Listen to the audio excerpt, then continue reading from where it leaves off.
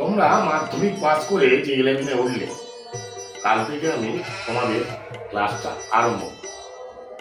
আচ্ছা, তোমরা তাহলে এক এক করে ওঠো, আর কার কি পছন্দ একবার বলো তো।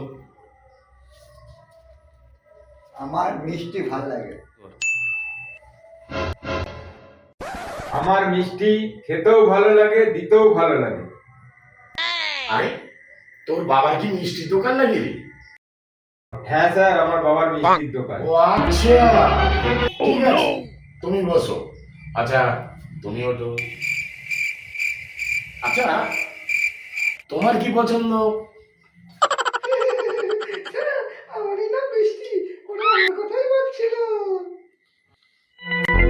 আহ!